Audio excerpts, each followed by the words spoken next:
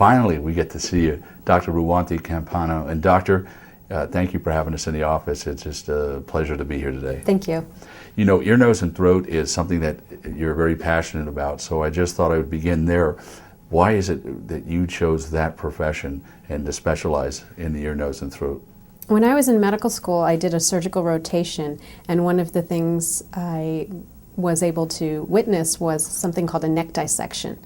And the anatomy of the neck was beautiful. I just loved all the structures. It's so intricate, so delicate in a small space, and I was hooked.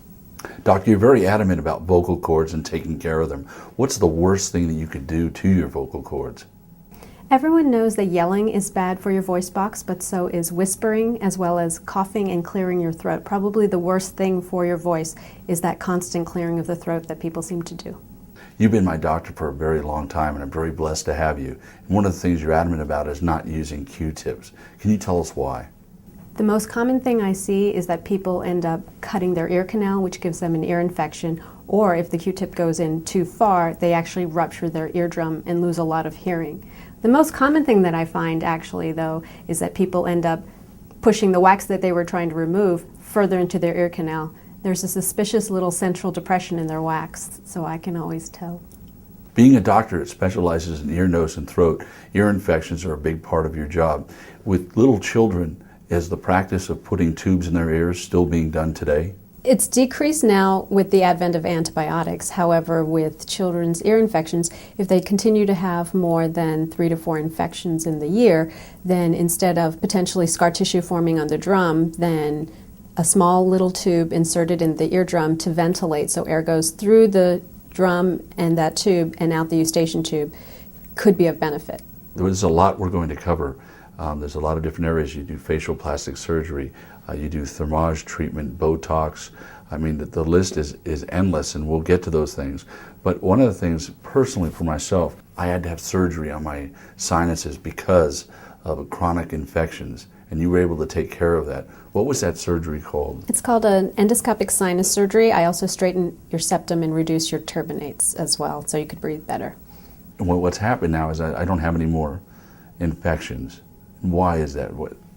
We joke around and say it's like a roto-rooter. So your sinuses are big spaces in your skull that empty via tiny little holes into your nose.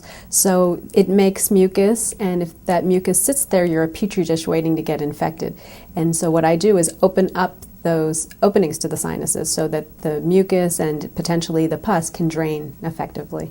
When it comes to colds and allergies, what's your take on over-the-counter nasal sprays? They're great in a pinch. They're good if you're having a really bad cold or really bad allergies, but nothing longer than 3 days. If you look on the box, there's a big warning saying do not use it, because what happens is the function of your nose is to humidify and filter the air so you don't get a lot of lung infections. So your nose tissue swells, and if you put something in your nose that shrinks it down, your nose says, hey, I don't like this, and it'll swell even more. So you're just going to be chasing your tail when you keep spraying that medicine. So what you do suggest is, and you've had me make a concoction, take literally a bulb or a baster and squirt it in the sinuses.